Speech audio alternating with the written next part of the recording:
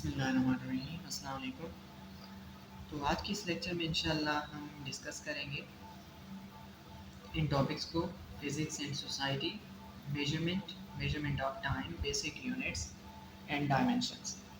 तो चलिए स्टार्ट करते हैं। फिज़िक्स एंड सोसाइटी, ये आपकी टेक्स्ट बुक की हेडिंग है। एग्जामिनेशन पॉइंट ऑफ व्यू से इंपॉर्टेंट हो या ना हो, for the sake of your interest I want to discuss it. तो फिज़िक्स एंड सोसाइटी की हेडिंग में ये एक्सप्लेन किया गया है कि फ़िज़िक्स ने हमारे लिए क्या किया है। तो मैं कुछ अपने अंदाज़ में आपको बताना चाहता हूँ कि फ़िज़िक्स ने आपके लिए क्या किया है। फ़िज़िक्स में इसके बेनिफिट्स को पूरा बयान करने बैठे तो बहुत टाइम लग जाएगा, लेकिन मैं क्विकली दो मेजर इन्वेंशंस को डिस्कस कर लेता हूँ आपके साथ, ताकि मैं जस्ट अंदाज़ा हो जाए कि इस सब्जेक्ट की इंसानियत के लिए वैल्यू क्या है। एक जो मेजर ब्रेक थ्रू आया ना इंसान की तारीख में, जो एक बहुत बड़ा रेवोल्यूशन आया जिसको हम इंडस्ट्रियल रेवोल्यूशन कहते हैं, इसके बाद तारीख बदल के रह गई है इंसान की, वो इंजन की इन्वेंशन है। स्टीम इंजन की इन्वेंशन के बाद इंग्लैंड में इंडस्ट्रियल रेवोल्यूशन आया। तो ये फिज़िक्स की इन्वेंशन है, जेम्स वॉट ने जिसको इन्वेंट किया था। जेम्स वॉट नाम सुना होगा आपने, जिसकी वजह से पावर का यूनिट है वॉट। दूसरी मेजर जो ब्रेक थ्रू है वो इलेक्ट्रिसिटी में है। इंग्लैंड के नोट पे जिस बंदे की तस्वीर है उसका नाम है माइकल फेराडे। तो माइकल फेराडे ने इलेक्ट्रिसिटी डिस्कवर की। Faraday's law of induction second year physics में आप लोग पढ़ते हैं। तो ये एक बहुत बड़ी मेजर इन्वेंशन है। तो आज आप देख लें कि कौन आदमी है जो कहता है कि मैं बिजली के बगैर रह सकता हूँ। और पुराने ज़माने में जैसे काफ़िले पैदल सफ़र करते थे या जानवरों पे सफ़र करते थे, उन्हें जो ऐसे सफ़र करेगा। तो आप अंदाज़ा कर लें कि फ़िज़िक्स ने किस हद तक इंसान की सोसाइटी को बदल के रख दिया। कोई इंसान ऐसा नहीं है जिसको फ़िज़िक्स का बेनिफिट ना मिल रहा हो। तो ये ऑफ कोर्स अल्लाह ताला की ब्लेसिंग है। लेकिन सब अच्छा है क्या? इस तरह तो नहीं होता। इंसान की कोई भी काम में सिर्फ़ और सिर्फ़ अच्छाई तो नहीं होती। इंसान चीज़ें बनाता है तो उनको मिसयूज़ भी करता है। जब इंसान ने फ़िज़िक्स का मिसयूज़ किया तो वेपन आप देख लें, you can see 21st century 2021 है। अब आप वेपन्स को ज़रा चेक करें, ठीक है? न्यूक्लियर वेपन क्या कर सकते हैं, पूरी ह्यूमन सोसाइटी को वाइप आउट कर सकते हैं। तो एक हाइड्रोजन बॉम्ब, एक एटम बॉम्ब पूरे सिटी को, हाइड्रोजन बॉम्ब इवन पूरे कंट्री को ख़त्म कर देगा। तो ये भी पॉसिबल लगता है कि इंसान शायद अपनी टेक्नोलॉजिकल एडवांसमेंट की वजह से ही शायद दुनिया से ख़त्म हो जाए। तो इंसान की अपनी टेक्नोलॉजी ही उसको ख़त्म ना कर दे कहीं। तो फिज़िक्स का ये है कि डबल एज वर्ड है। आप इससे चाहें तो अमीर करें, आप इससे चाहें तो तबाही मचाएं। लेकिन एक और चीज़ है जिसको मैं मिस नहीं करना चाहता फिज़िक्स एंड सोसाइटी के हेडिंग में, दैट इज़ कॉल्ड इंसान की सोच।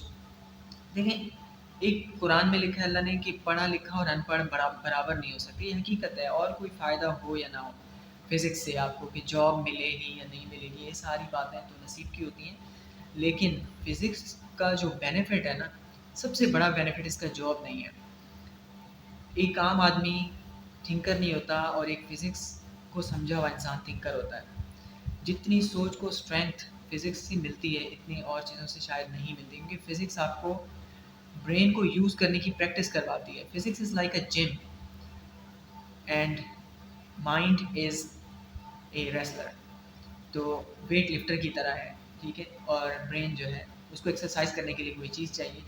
तो फिज़िक्स पढ़ने के बाद इंसानी जहन सोचने के लिए ट्रेंड हो जाता है।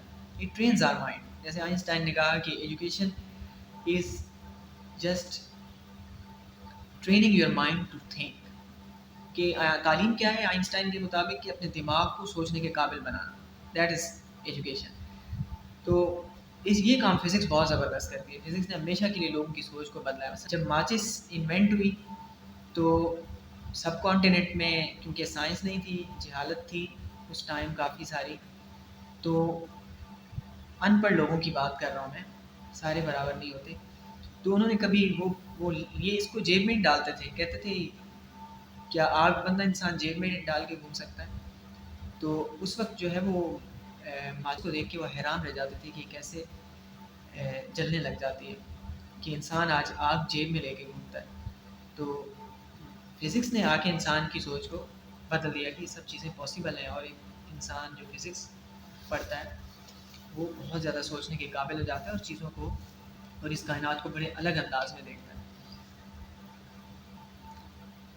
अब आ जाते हैं मेजरमेंट्स के ऊपर। मेजरमेंट्स को जब हम लेते हैं तो मेजरमेंट फिज़िक्स में बहुत इंपॉर्टेंट रखती है।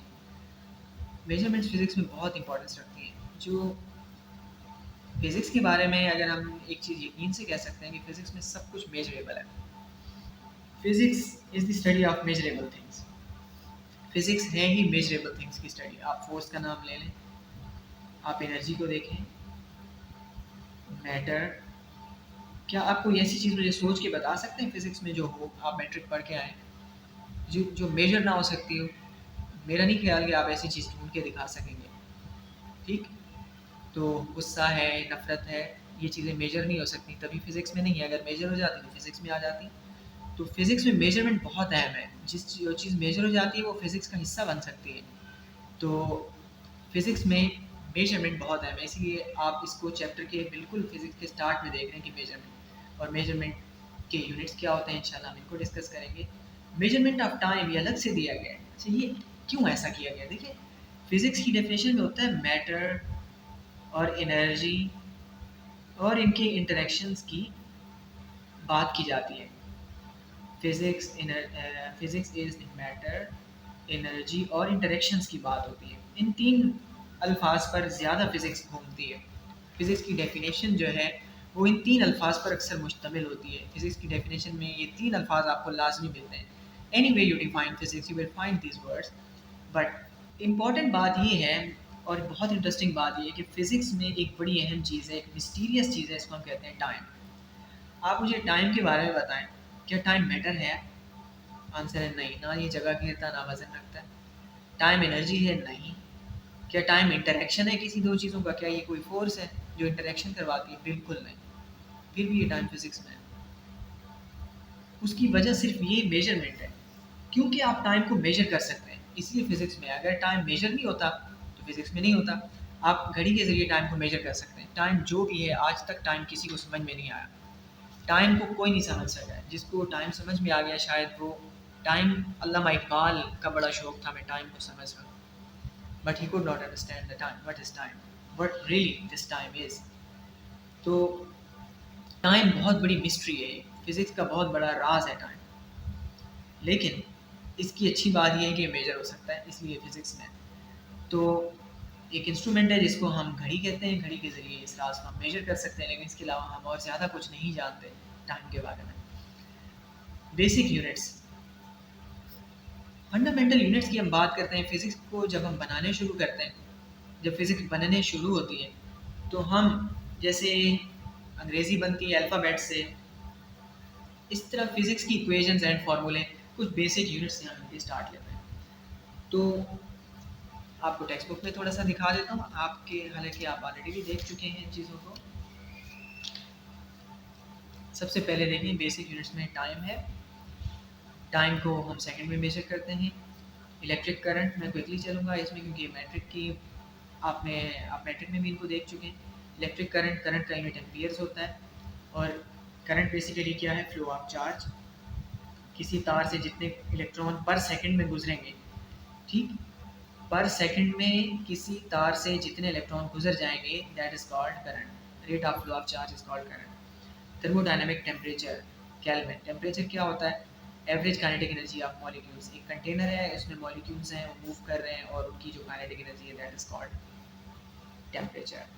ल्यूमिनस इंटेंसिटी, ये रोशनी का यूनिट है, कैंडेला। ये रोशनी का को मेजर करने का यूनिट है और इसको कैंडेला में मेजर किया जाता है। अमाउंट ऑफ सब्सटेंस, मोल, ये केमिस्ट्री में ज़्यादा यूज़ होता है। तो ये बेसिक यूनिट्स हैं, लेकिन मैं आपको डायमेंशंस की तरफ ला रहा हूँ। सबसे पहले हम ये देख लेते हैं कि डायमेंशंस क्या है। तो चलिए अब हम अपने वीडियो के एंड की तरफ बढ़ते हैं। What are dimensions? डायमेंशंस क्या होती हैं? देखिए, कॉमनली तो डायमेंशंस आपने ये लफ्ज़ सुना होगा, 2D, 3D, ठीक। आपकी जो मोबाइल स्क्रीन है 2D है, फोटोग्राफ्स जो आप लेते हैं 2D होते हैं, लेकिन 3D effect, not real 3D। 3D effect आ गया है सिनेमा में। मूवी असल में यूँ ऑब्जेक्ट्स लगते हैं कि जैसे स्क्रीन से बाहर आ रहा है, इसको हम 3D इफेक्ट कहते हैं, लेकिन वो असली में नहीं होता। देखिए, असली 3D ऑब्जेक्ट, ये पेंसिल है, ये असली 3D ऑब्जेक्ट है। ये टेबल असली 3D ऑब्जेक्ट है। मेरा हाथ असली 3D ऑब्जेक्ट है। असली 3D ऑब्जेक्ट वो ऑब्जेक्ट्स होते हैं जिनकी रियल में 3 डायमेंशंस हों। देखिए, ये ये एक लाइन है, ये वन डायमेंशनल है क्योंकि इसकी एक ही डायरेक्शन है। ये एरिया है, एक पिक्चर है, फोटोग्राफ है, ठीक। ये मसला एक फोटोग्राफ है, इसकी टू डायमेंशंस है, ये अलॉन्ग एक्स एक्सिस भी है और ये अलॉन्ग वाई एक्सिस भी है, ये टू डायमेंशनल है। और एक क्यूब को ले लें आप तो ये थ्री डायमेंशनल होता है, लेकिन ये असली क्यूब नहीं है, ये मैंने ड्रॉ किया है, ये असली क्यूब नहीं है। ये इसका एक्स एक्सिस है, ये इसका वाई एक्सिस है और ये इसका जेड एक्सिस है। असली क्यूब देखना है तो ये कमरा आपका असली क्यूब है, या ये भी कुछ क्यूबॉइड सा है, ठीक है। तो क्योंकि इसकी जो है वो लेंथ भी है, इसकी वेथ भी है और इसकी हाइट भी है। जिस चीज़ में ये तीनों चीज़ें हों तो वो थ्री डी ऑब्जेक्ट होता है। तो ये थ्री डी ऑब्जेक्ट है और हमारी असली दुनिया जो है वो थ्री डी है। तो अब आपको डी का मतलब समझ में आया होगा कि ये जो डी है ये क्या है। D for dimension. डायमेंशन को आप सादा लफ्ज़ों में कह सकते हैं सेम या direction.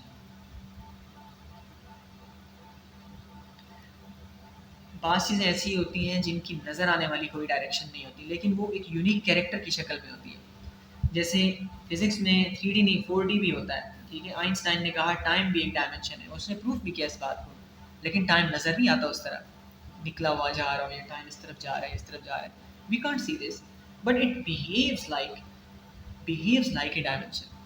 So there are other things which can be associated with dimension. Length, mass और टाइम।